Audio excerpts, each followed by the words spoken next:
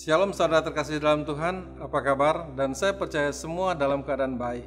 Yang ada di gedung ini maupun yang masih online di rumah-rumah.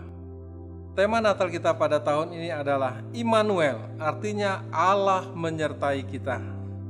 Kita diingatkan bahwa Allah senantiasa menyertai kita, walaupun di tengah-tengah masa apapun juga, Tuhan tetap ada bersama kita. Ingatlah senantiasa bahwa Allah akan tetap menyertai kita apapun yang terjadi, baik ataupun tidak baik.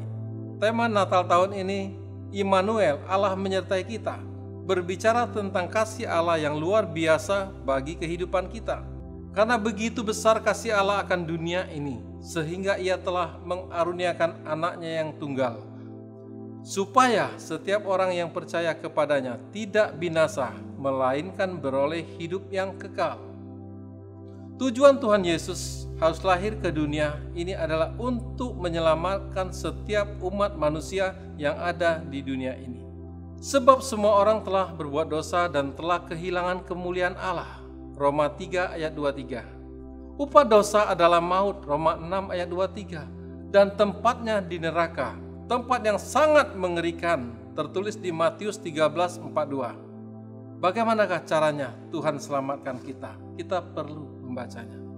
Di 2 Korintus 5 ayat 21 mengatakan, Dia yang tidak mengenal dosa telah dibuatnya menjadi dosa, karena kita, supaya dengan Dia kita dibenarkan oleh Allah. Kita yang seharusnya mati, namun Tuhan Yesuslah yang menggantikan kita. Dia mati dengan bermandikan darah, dihukum cambuk, kepalanya diberi mahkota duri, tangan kakinya dipakukan ke kayu salib. Dia mengalami kesakitan yang sangat luar biasa. Kenapa hal itu harus terjadi? Sebab tanpa penumpahan darah, maka tidak ada pengampunan dosa, dan penyakit kitalah yang ditanggungnya. Dan kesengsaraan kitalah yang dipikulnya, dan oleh bilur-bilurnya kita disembuhkan. Pada waktu Yesus lahir ke dalam dunia, selain para malaikat dan bala tentara sorga yang menyambutnya, juga melibatkan beberapa orang, yaitu para gembala yang mewakili orang-orang sederhana bangsa Israel, dan orang-orang Majus dari timur yang mewakili orang-orang pandai, orang-orang kaya non-Israel. Artinya bahwa Tuhan Yesus lahir ke dunia ini untuk semua bangsa, termasuk bangsa kita, yaitu Indonesia. Saudara, hal-hal yang dapat kita pelajari pada saat Tuhan Yesus lahir ke dunia, yang dapat kita lakukan dalam menyambut kedatangan Tuhan yang kedua kali kelak antara lain. Kita baca di Lukas 2 ayat 8-12. Di daerah itu ada gembala-gembala yang tinggal di padang menjaga kawanan ternak mereka pada waktu malam. Tiba-tiba berdirilah seorang malaikat Tuhan di dekat mereka, dan kemudian Tuhan bersinar. Kemuliaan Tuhan bersinar meliputi mereka, dan mereka sangat ketakutan. Ayat 10, lalu kata malaikat itu kepada mereka, "Jangan takut, sebab sesungguhnya aku memberitahukan kepadamu kesukaan yang besar untuk seluruh bangsa. Hari ini," ayat 11 mengatakan, "hari ini telah lahir bagimu Juru Selamat, yaitu Yesus Kristus di kota Daud." Jadi ada 4 hal kita dapat dalam pembacaan firman ini. Yang pertama, ketaatan. Para gembala meskipun tidak mengerti, namun mereka tetap taat. Ini penting saudara. Yang kedua, keintiman dengan Tuhan. Ini sangat-sangat penting. Berbicara mengenai doa, pujian, dan penyembahan bersama-sama dalam unity siang dan malam. Yang ketiga, menyembah Tuhan Yesus, artinya melakukan segala kehendak Tuhan. Amin. Yang keempat, mempersembahkan persembahan untuk kemuliaan Tuhan, bukan untuk diri sendiri. Katakan bukan untuk diri sendiri. Apa yang orang Majus berikan kepada Tuhan, kita semua sudah tahu dan sering kita dengar. Pertama, jelas waktunya. Dengan berbulan-bulan mereka jalan kaki dan naik onta. Waktu adalah sangat berharga bagi manusia, dan tidak akan kembali lagi. Pemazmur berkata di Mazmur 90 ayat 12, "Ajarlah kami menghitung hari-hari kami sedemikian, sehingga kami beroleh hati yang bijaksana." Maka selagi ada waktu, saudara terkasih, pergunakanlah sebaik-baiknya untuk kemuliaan Tuhan, untuk kemuliaan Tuhan.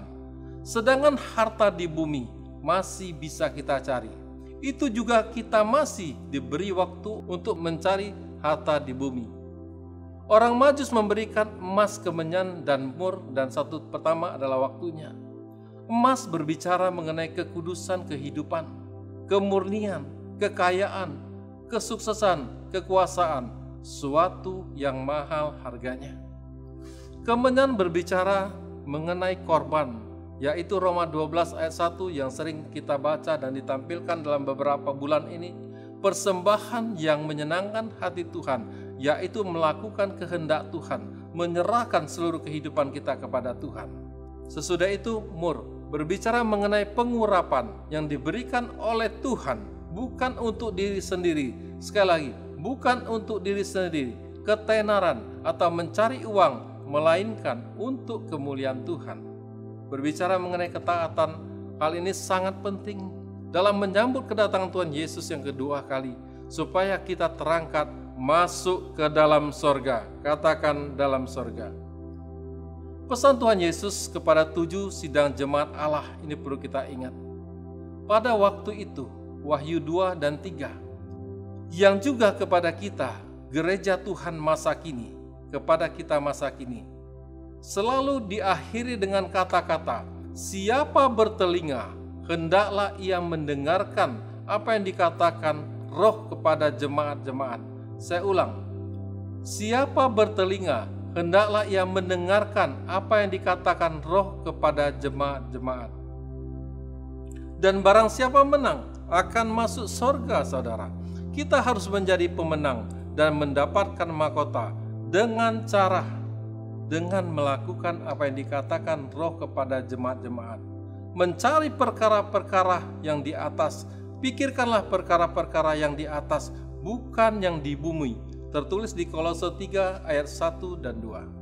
Jadi hal yang perlu kita lakukan ke depan, 2 Petrus 1 ayat 5 sampai 11. Nah, nanti saudara baca di rumah dan tolong dicatat. Sekali lagi, tolong dicatat. Yang isinya supaya kita berusaha sungguh-sungguh menambahkan kepada iman kita, yaitu kebajikan, dan kepada kebajikan pengetahuan akan firman Tuhan. Artinya merenungkan firman Tuhan, merenungkan Taurat itu siang dan malam.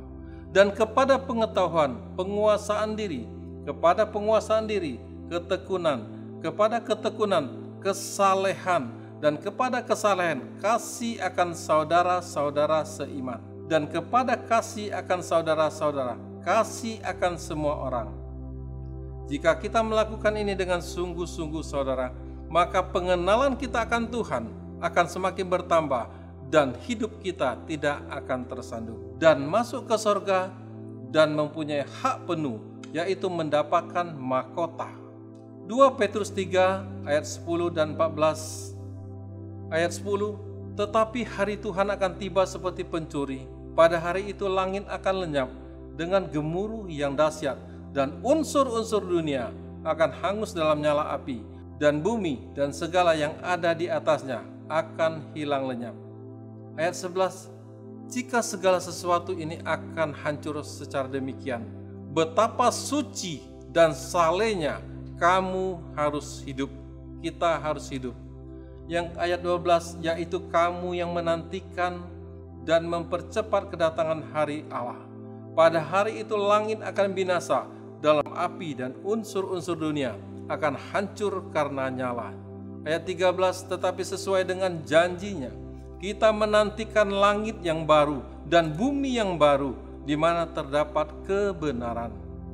Ayat 14, "Sebab itu saudara-saudaraku yang kekasih, sambil menantikan semuanya ini, kamu harus berusaha supaya kamu kedapatan tak bercacat dan tak bernoda di hadapannya dalam perdamaian dengan Dia."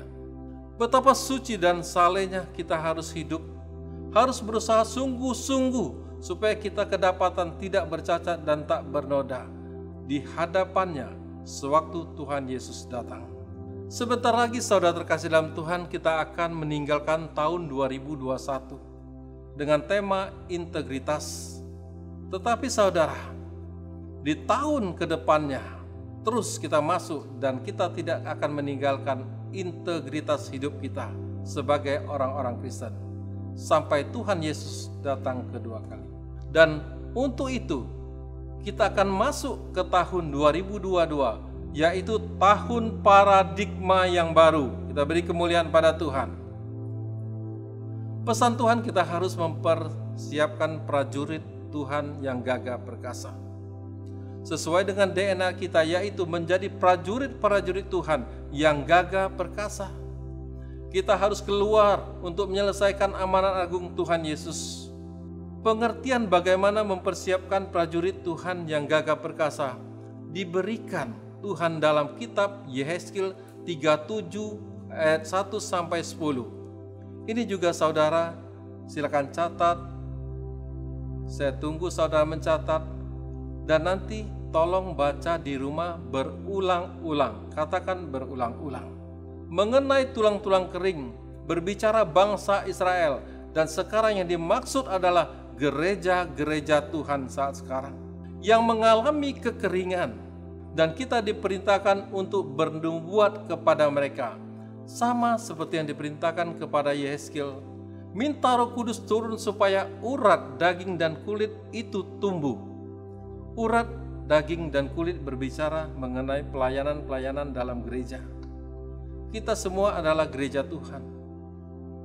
Dimanapun Tuhan tempatkan, baik di marketplace atau dimanapun juga, kita adalah gereja Tuhan.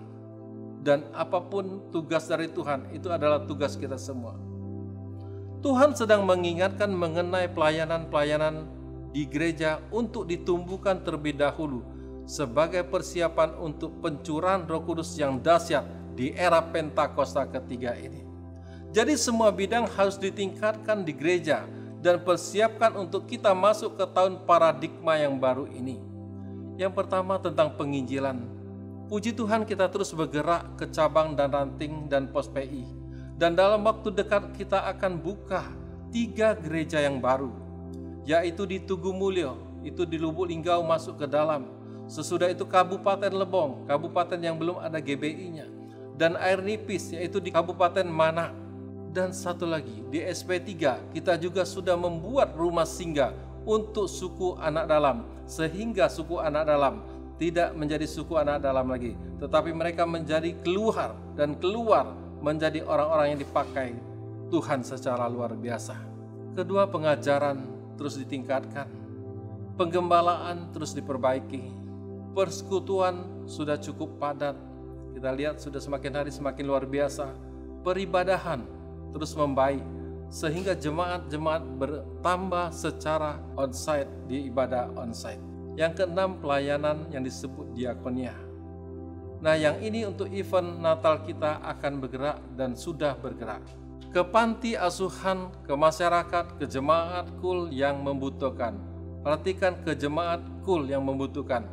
Gereja ini bergerak dengan baik karena Tuhan sebagai kepala gereja. Dan Tuhan pakai saudara semua. Amin. Kita beri kemuliaan pada Tuhan. Dan ketujuh, penata layanan. Kita akan tingkatkan melayani dengan baik dan mengajak saudara yang rindu melayani di era Pentakosta ketiga ini sama-sama menuai jiwa-jiwa. Juga Pak Niko sampaikan, persiapkan doa, pujian, dan penyembahan.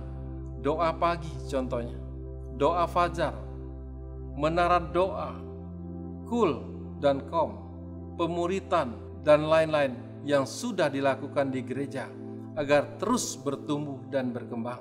Pelayanan-pelayanan tersebut sedang dibawa kepada suatu paradigma yang baru.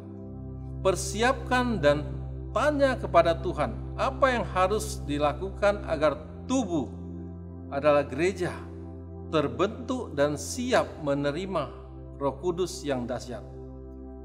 Saat ini kita sedang menunggu nafas hidup dari 4 penjuru mata angin turun ke bumi ini, yaitu pencurahan Roh Kudus yang dahsyat kembali di era Pentakosta ketiga ini. Pencurahan Roh Kudus yang dahsyat tersebut turun bukan kepada tulang-tulang kering, perhatikan saudara, bukan kepada tulang-tulang kering, melainkan kepada tubuh. Dan karena itu gerejanya sebagai tubuh Kristus perlu mempersiapkan diri dengan sebaik-baiknya. Dan pada akhirnya saat Roh Kudus yang dahsyat turun, maka padang gurun akan berubah menjadi kebun buah-buahan. Mari kita persiapkan diri menjadi prajurit-prajurit Tuhan yang gagah berani memberitakan Injil kebenaran. Tuhan Yesus memberkati.